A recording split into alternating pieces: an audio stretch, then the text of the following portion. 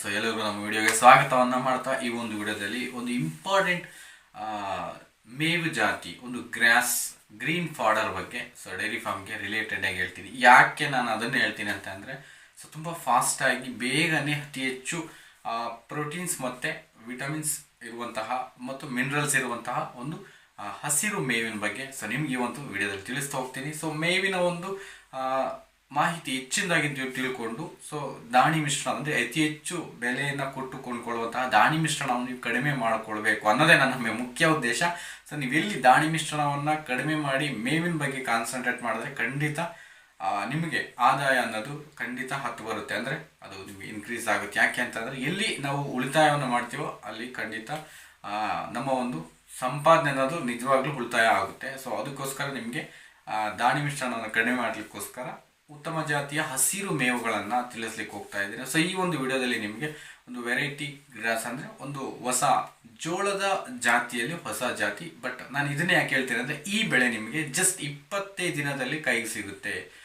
ಆ ಬೆಳೆಯ ಕಟಾವಿನ ಅವಧಿ ಜಸ್ಟ್ 20 ದಿನ, ಒಂದು ತಿಂಗಳಲ್ಲ, 20 ದಿನಕ್ಕೆ ನಿಮಗೆ ಕಟಾವಿಗೆ ಬರ್ತಕ್ಕಂತಹ ಒಂದು ವೆರಿ ಗುಡ್ ಮತ್ತು ವೆರೈಟಿ ಆಗಿರ್ತಕ್ಕಂತಹ ಒಂದು ಜೋಳದ ಜಾತಿಯ ಒಂದು ವೆರೈಟಿ ಅದಾಗಿರುತ್ತೆ. ಸೊ ಅದಕ್ಕೋಸ್ಕರ ಈ ಒಂದು ವಿಡಿಯೋದಲ್ಲಿ ಅದರ ಸಂಪೂರ್ಣ ವಿವರಣೆಯನ್ನು ನಿಮ್ಗೆ ಕೊಡ್ತಾ ಹೋಗ್ತೀನಿ.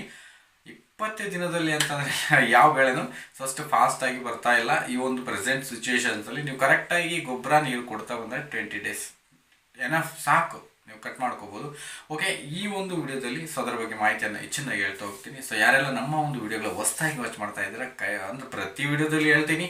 ಸೊ ಹಾಗೆ ಸುಮ್ಮನೆ ನೋಡೋದಕ್ಕಿಂತ ಸಬ್ಸ್ಕ್ರೈಬ್ ಮಾಡ್ಕೊಂಡು ನೋಡಿದ್ರೆ ತುಂಬ ಒಳ್ಳೆಯದು. ಸೊ ನಿಮಗೂ ನೆಕ್ಸ್ಟ್ ನಾನು ಮಾಡೋ ನೋಟಿಫಿಕೇಶನ್ಸ್ ಬರುತ್ತೆ, ನನಗೂ ಸಬ್ಸ್ಕ್ರೈಬರ್ ಕೌಂಟ್ అనేది ಹೆಚ್ಚಾಗುತ್ತೆ. ಪ್ಲಸ್ ಹಾಗೇನೆ ವಿಡಿಯೋ ಇಷ್ಟ ಆಯಿತು, ಮಾಹಿತಿ ಇಷ್ಟ ಆಯಿತು ಅಂತಂದರೆ ಖಂಡಿತ ದಯಮಾಡಿ ಪ್ಲೀಸ್ ಒಂದು ಲೈಕ್ ಮಾಡಿ ಹೋಗಿ ವಿಡಿಯೋಗೆ. ಸೊ ಇದು ನಿಮ್ಮ ಸಪೋರ್ಟ್ ಅಂತ ನಾನಂತೂ ಅನ್ಕೋತೀನಿ. ಸೊ ಖಂಡಿತ ಇನ್ನು ಹೆಚ್ಚಿನ ಮಾಹಿತಿಯನ್ನು ನಿಮಗೆ ತಿಳಿಸ್ಲಿಕ್ಕಂತೂ ಅದು ತುಂಬ ಅನುಕೂಲ ಆಗುತ್ತೆ. ಸೊ ನಿಮ್ಗೆ ಆ ಮಾಹಿತಿ ಬೇಕು ಅಂದರೆ ಖಂಡಿತ ಲೈಕ್ ಮಾಡ್ತಾ ಹೋಗಿ. ಓಕೆ, ನಾನು ವಿಡಿಯೋನ ಲೇಟ್ ಮಾಡಿದ್ರೆ ಸ್ಟಾರ್ಟ್ ಮಾಡಿಬಿಡ್ತೀನಿ. ಸೊ ಇವತ್ತು ನಾನು ಸ್ಟಾರ್ಟ್ ಮಾಡಲಿಕ್ಕೆ ಹೋಗ್ತಾ ಇರ್ತಕ್ಕಂಥದ್ದು CSV 33MF ಜೋಳದ ಜಾತಿಯ ಒಂದು ಮೇವು. ಈ CSV 33MF ಜಾತಿಯ ಒಂದು ಜೋಳದ ಮೇವು ಏನಿದೆ ಸೊ ಇದು ಎಲ್ಲ ಜಾತಿಯ ಜೋಳದ ರೀತಿಯೇ ಬೆಳೆಯುತ್ತೆ, ಬಟ್ ಕಡಿಮೆ ಅವಧಿಗೆ ನಮಗೆ ಬೇಗನೆ ಕಟಾವಿಗೆ ಬರ್ತಕ್ಕಂಥದ್ದು. ಸೊ ಆ್ಯಸ್ ಇಟ್ ಈಸ್ ಎಲ್ಲ ಜೋಳವನ್ನು ಬಿತ್ತಿದ ರೀತಿ ನೀವು ಬಿತ್ಕೊಳ್ತೀರಾ. ಸೊ ಆ್ಯಸ್ ಇಟ್ ಈಸ್ ಚೆಲ್ಕೊಳ್ಳೋ ರೀತಿಯೇ ನೀವು ಅಂದರೆ ಮಡಿಗಳನ್ನು ಮಾಡಿಬಿಟ್ಟು ಸೊ ಚೆಲ್ಕೊಂಡು ಅಂದರೆ ವಿಸ್ತಾರವಾಗಿ ಯಾವುದೇ ರೀತಿ ಸಾಲು ಹಾಕೋಬೋದ್ರು, ನೀವು ಚೆಲ್ಕೊಂಡಾದರೂ ಮಾಡ್ಬೋದು. ಸಾಲಲ್ಲಿ ಬಿತ್ತೀನಿ, ಹಾಫ್ ಫೀಟ್ ಸಾಲಲ್ಲಿ ಬಿತ್ತೀರಿ ಅಂದರೆ ನೋ ಪ್ರಾಬ್ಲಮ್ ಮಾಡ್ಕೋಬೋದು. ಸೊ ಆ ರೀತಿ ಮಾಡಿಕೊಂಡು ಉತ್ತಮವಾಗಿ ಅಂದರೆ ಎಲ್ಲಕ್ಕೂ ಕೊಟ್ಟಂತೆ ಗೊಬ್ಬರ ಕೊಟ್ಟಿದ್ದೆ ಆದರೆ 25 ದಿವಸಕ್ಕೆ ಜಸ್ಟ್ 20 ಡೇಸಲ್ಲಿ ನಿಮಗೆ ಕ್ರಾಪ್ ಕಟಾವಿಗೆ ಬರುತ್ತೆ. ನೀವು ಕಟ್ ಮಾಡಿಕೊಂಡು ಮೇಯಿಸ್ಬೋದು. ಇದರ ಇಳುವರಿ ಬಂದುಬಿಟ್ಟು ಒಂದು ಎಕರೆಗೆ 30 ರಿಂದ 40 ಟನ್ ಮೇಲೇ ಬರುತ್ತೆ.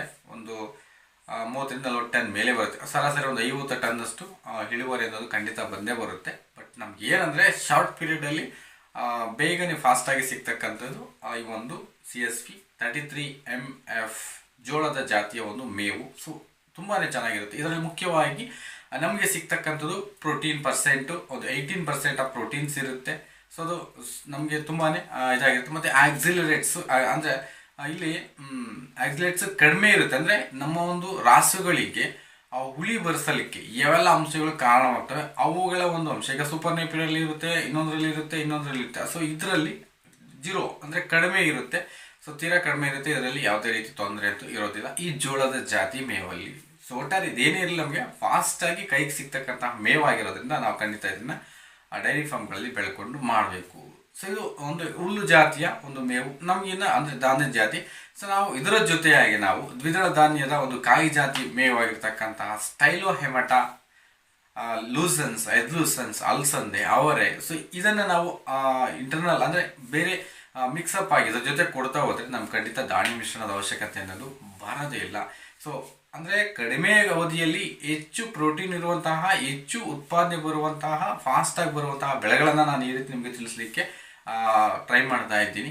ಸೊ ಇದನ್ನು ನೀವು ಬೆಳ್ಕೊಂಡಿದ್ದೆ ಆದರೆ ಖಂಡಿತ ಹಾಲಿನ ಇಳುವರಿಯಲ್ಲಿ ಉತ್ತಮವಾದಂತಹ ಒಂದು ಇಳುವರಿಯನ್ನು ಕಾಣ್ಬೋದು. ಪ್ಲಸ್ ಹಾಗೇನೆ ಸೊ ಇದು ನಿಮಗೆ ಮುಖ್ಯವಾಗಿ ಇದನ್ನು ಬೆಳ್ಕೋಬೇಕು ಅಂತ ಈಗಿದೆ ನಿಮ್ಗೆ ಅಂತ ಅನಿಸುತ್ತೆ. ಈಗ ಫಾಸ್ಟ್ 20 ಡೇಸಲ್ಲಿ ಬರುತ್ತೆ, ನಾವು ಬೆಳೆಯೋಣ. ಹಾಗಾದರೆ ಬೀಜ ಎಲ್ಲಿ ಸಿಗುತ್ತೆ, ಇದಕ್ಕೆ ಸಂಬಂಧಪಟ್ಟಂತೆ ನಾವು ಬೀಜವನ್ನು ಎಲ್ಲಿ ತರಬೇಕು, ಬಿತ್ತನೆ ಬೀಜ ಎಲ್ಲಿ ಸಿಗುತ್ತೆ, ಸೊ ಅದನ್ನು ಸಹ ನಿಮ್ಗೆ ಹೇಳ್ತೀನಿ.